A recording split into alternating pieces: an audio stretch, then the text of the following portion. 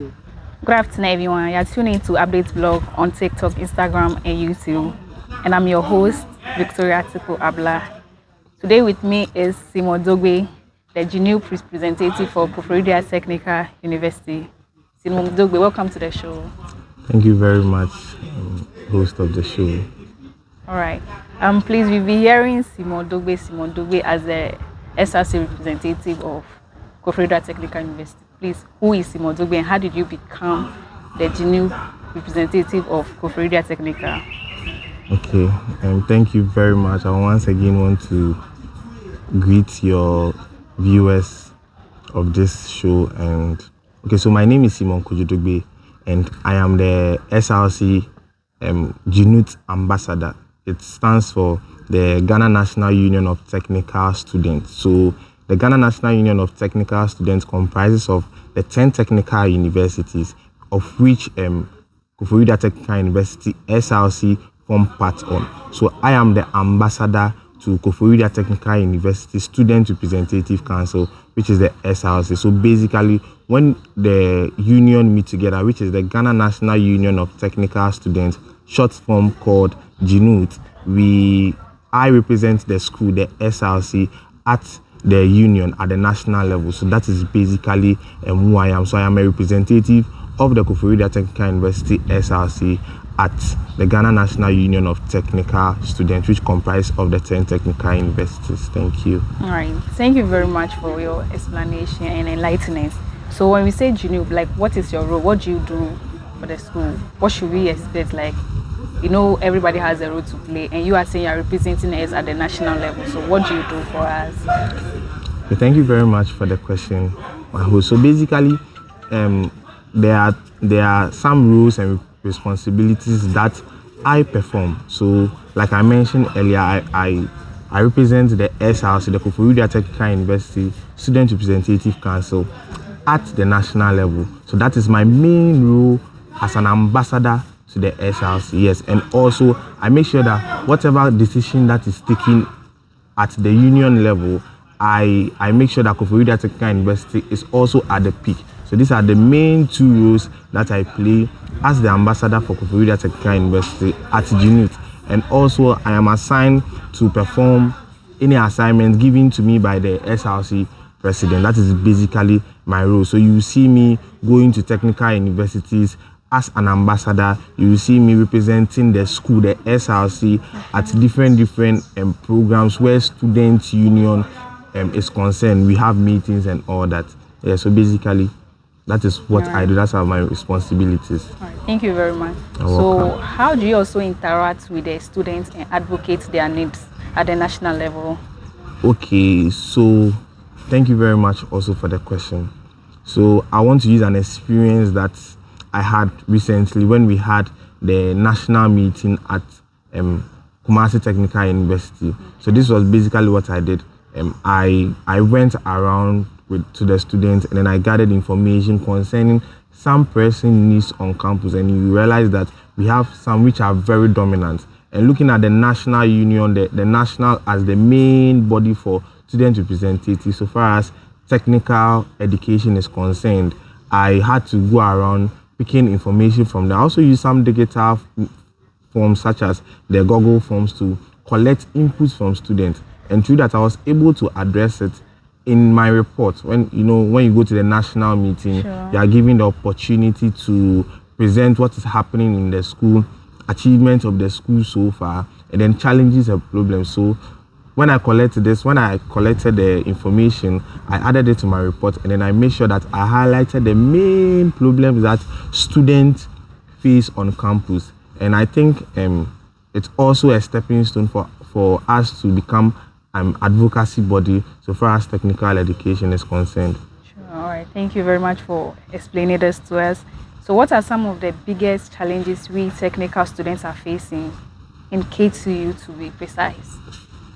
Okay, thank you very much for the question again. So yes, so far as technical education is concerned, we face a lot of challenges, such as we face practical tools to even use. Infrastructure is one of our main challenges as technical students. For instance, when we admit students and then we are not able to provide them with the technical skills, then why did they come into the technical education? So you realize that you find out that even some departments on campus don't really have fully equipped instruments, equipment and exhibits to even practicalize the theory they learn in the normal classroom. So these are one of the main challenges whereby we are not able to fine-tune the teaching into more of practical. So it hinders the students from exploring more when it comes to technical education. So this is one of the main issues that we face so far as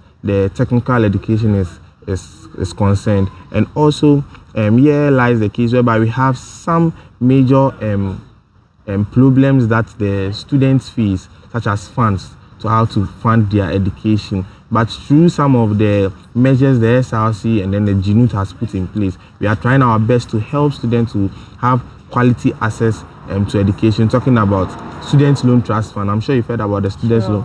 Yes.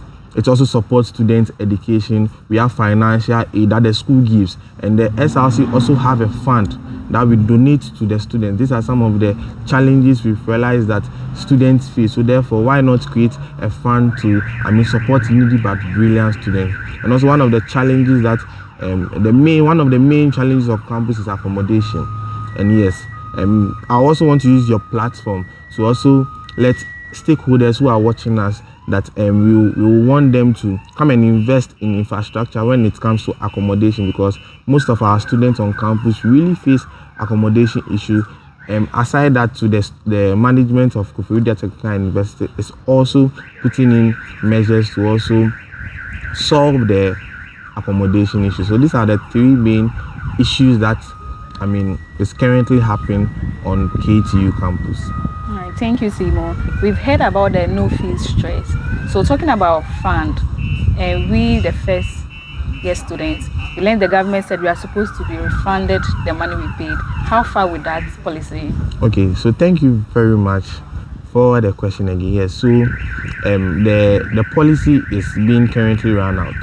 So the government is using the Student Loan Trust Fund to disburse the money, to reimburse, that is to refund the money to students. So because they don't want to create another dedicated fund, because Student Loan Trust Fund is the one responsible for students when it comes to fund, they are using the Student Loan Trust Fund to reimburse. So what they are doing is that due to some inconveniences they want to prevent, they are doing double verification. What do? The students themselves are supposed to apply on the portal nofeestress.sltf.government.gh. They can use this link to actually apply. After applying, they will ask for some particulars from you, and they will also take biometrics from you. Then after that, the school will also submit the details of the student when it comes to admission, and they verify. So when they do that, when you are verified, you realize that it is checked. So last week, they sent out messages to those whose data is not corresponding with the school want to resubmit again. This is to ensure that there is transparency and accountability for the monies which are going to be disbursed. So I'm also using your platform to tell students, level 100s and even top-up students that they should try and then utilize this opportunity by filling the form so that they can assist themselves financially whilst on campus. Okay, thank you very much. But there is a commotion whereby some students think it's a loan. That is why they don't want to apply. Can you please clear yourself on that, whether it's a loan or not? Okay, thank you very much. So so in my earlier submission, I said that the government don't want to dedicate another fund. So you see, they will say, okay, let's do a no fee stress fund. No, we don't want to do that. It will create a lot of agencies, I believe. So why don't we do it through the Student Loan Trust Fund? Because the Student Loan Trust Fund is purposely for students. So we don't need to create another agency to be reimbursing the money to students. So when you go through the forms, you realize that they don't ask you anything about your mother's name, your father's name, as in you will be doing it when you are applying for the student loan. So this one, they are just asking for your details. When you input the details personally, then they verify it to what the school also have. So this is just to ensure transparency and accountability. Thank you very much. So talking about your position in academic, how are you able to balance the two? Because we know being in school is very hectic. You have to be going to class and a whole lot. So how are you balancing this? Earlier on you said you went to Kumasi Technical University. So you having academic and you have to be traveling this miles just to make sure you run the things in your position. How do you balance the two? Okay, thank you very much once again for the question. Yes, so I believe in leadership. I believe in strong leadership, and I believe in commitment. So, and I believe as a leader too, you should be able to balance balance whatever you do in regards to pressure coming in. And over the period, I've tried to, train myself in trying to balance my academics and my leadership role as the GNUTS ambassador for KTU. So I am able to balance the two of them through some time management techniques I use. I make sure I dedicate some time for my roles and also some time for academics. It's not easy. That is the truth, because we have a lot of students and we deal with, and students are always asking you for this, asking you for that.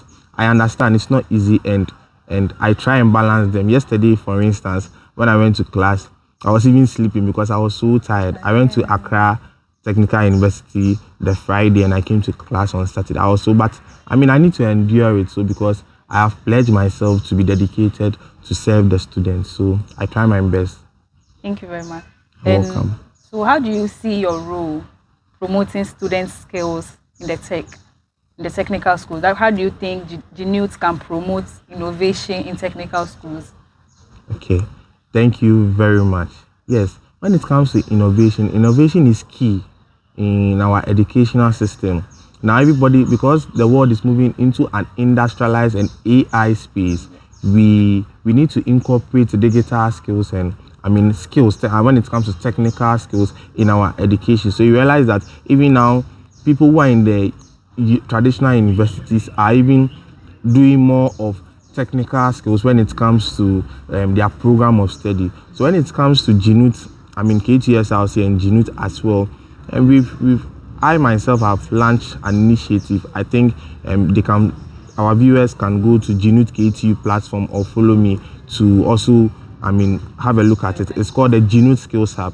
This is focused on empowering students, giving them skills, digital skills, and even hands-on practical skills in what have you, in all the disciplines, when it comes to electricals, when it comes to AI, when it comes to IoT, which is Internet of Things. So I believe innovation is key, and the school is also making progress to help students with innovative ideas to upgrade their skill. We have some agencies on campus, clubs on campus, such as the IoT Hub, which is the Internet of Things Hub. And we are going to the AI space, so IoT deals more of the AI. We also have KIC on campus, which is the Cosmos Innovation Challenge, whereby they pick up projects, pitches from students, and they even fund it. So I believe these are some of the things we, as management and leadership, is doing to improve innovation and skills on campus. Thank you very much. You're welcome.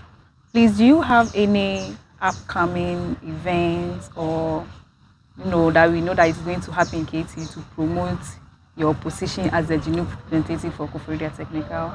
Okay, thank you very much. Yes, when it comes to programs I have, yes, I have a lot of programs I do, and I'm currently doing, like I stated, the GNUTS Skills Hub. It is focused on training students in hands-on practical skills, and also for advocacy's sake, I do this forum I've called the GNUTS Hour. I'm sure you've seen it. The GNUTS Hour is focused on addressing pressing needs. What I do is that I call executives from the national level, from other schools such as Sakradi Technical University, such as Sunyani Technical University, and our 10 Technical University, the students' leadership in them. They come here and then we deliberate on issues affecting students on the GNUTS Hour. And also we have a seminar coming up to empower students. We understand that even though we are shifting to the AI space, lots of students are being naive, ignorant about AI because of the traditional way of doing things. So we believe that through empowerment, through innovation, we can be able to upgrade the students' mindset by letting them understand that they must shift into the tech space, which is the artificial intelligence stage. So with that, I believe students who attend, participants who attend, will also, have an insight into why they must shift their mind from the traditional way of doing things, which is the normal theory, to, factoring AI into whatever they do when it comes to second management, marketing, and all that. So we have all these things happening for the students. So they should anticipate, and to the viewers also listening, they should anticipate and watching us. Thank you very much. You're welcome. My next question is, what do you think institutions like KTU to do to prepare their students for the job industry before graduating? Okay, thank you very much. This question has been on my heart for a very long time. Over the years, we've been bringing out graduates who don't have skills.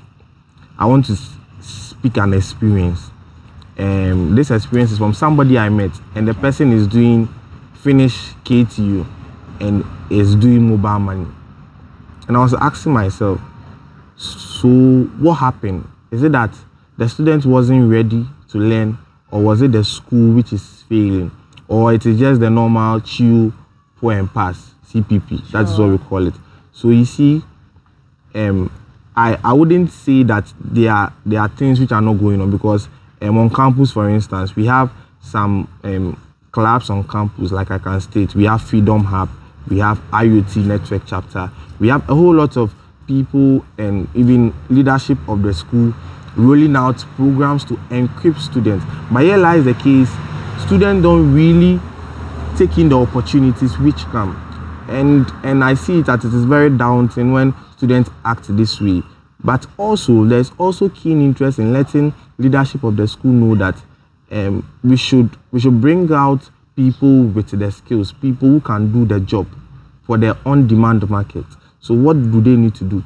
They should factor in hands-on practical in whatever we do. So when I speak about hands-on practical, when you go to the classroom, the normal classroom, you should be able to have hands-on. I know there are some things the school do for the students, such as attachment, but we don't have a better accountability to whether our students are really going out there to make an impact with the skills they have. I hope you understand. Yes, because when you look at the space, you realize that the dominancy is still the traditional universities. So I am pleading to leadership. I always plead to leadership that they try and factor in hands-on training, and they also talk to organizations who deal with single skills. For instance, we have organizations that the electrical students, they can bring in people who work in the electrical field to come and train the students, so that they know that, okay, when we go out there, when we go to do attachment, we are not even going to learn. We are going to practicalize it. As we are doing it, we get the skills. It is consistency that builds the skill. I hope you understand. But if we wait that, okay, after the 8 months on campus, we go and do attachment, sometimes even the eagerness to get the skill is very down. So, management and leadership should also see factor of incorporating hands-on experience and training into our syllabus, whereby if it is 3-hour course, we can do 2-hour classroom and then 1 hour on-field or hands-on practical training. I hope, and I'm sure, and I believe it will benefit the students. All right, thank you very much. We know that we say situation changes a person. So you being the GNU representative for Koforidua, how has leadership affected your life, and what has it taught you? This question, it's amazing. Maybe things you feel you weren't able to do before becoming a leader, and now because of that leadership skill, you'll be able to do it or accomplish it. Yes. So me becoming a leader, I've had advantages and disadvantages. Okay. When it comes to advantages, I've had the opportunity to meet a lot of people, to meet industry players, and also to learn alongside. And I believe this has also shaped my focus into leadership. Yes, and I believe how I grade myself is the comment I hear from people. Okay. When they tell you are doing well, you are doing your best, you know that, okay, you can still move on. And I believe that whatever you sow, you shall reap. That is what I believe in. So yes, it has helped me, a lot in even dealing with people. You know, people can be very, very Yeah. exhausting. But I believe with the conscious efforts that I've been putting in to make sure that the leadership role I'm playing is at its peak, it has actually helped me to also build up myself. Okay. So in your journey of this position, have you had any setback? Is there anything that has drawn you back? Any bad times or bad moments you've had? Yes, oh yes, I've had bad moments whereby there are some things I wanted to really do and I couldn't do them. Even though I am trying my best, I felt like I could go beyond it. But you know, I believe I'm just trusting and hoping and believing that Sure. I will be able to finish all these and before I finish my tenure of office. Okay. Thank you very much. You're welcome. So to the aspiring and ones who wants to come in, what would be your advice for them as a position? Would you tell them that don't come or it's dangerous, or you encourage them to take that risk and feel into the space and feel what you are feeling, or you just tell them that nah, it's not a position for the weak or something? Okay, thank you very much. So there's a saying and there's a quote. I can't mention the person. I think I've forgotten the person who said it, but I quote: "Even not taking the risks is also a risk." Sure. So I believe that is by dedication and you having the goal. I began as an aspirant. I had a goal. I was working towards it as I began working towards it. And now I am the GNUTS ambassador and I'm about to leave office. So I am encouraging all aspirants. Anybody, even if you're a student, take up leadership roles. It's not just about the leadership itself, but the impact you give to the people you are leading. So I'm just encouraging you to be dedicated, have the vision, and work towards it. And I believe everything will be fine. Thank you, Simon Dogbe, for joining us. Before we let you go, can you tell us your final words to our viewers? What do you have for them? What do you want to tell them? Okay, thank you very much. And thank you for the time also. I'm very glad you had me on. And with the team, I want to say thank you very much. And whatever you are doing, I hope and I believe it will make an impact to our viewers listening to us. And my last words is that in as much as we are human beings, we should be dedicated and committed with what we are doing. And I believe by consistency, we will get to the end of the tunnel. So yeah, those are my last words. All right. So that is it for today's episode. We'll meet on the next episode. It's still Updates Blog. You should subscribe to our YouTube channel, TikTok, and Instagram. Thank you very much.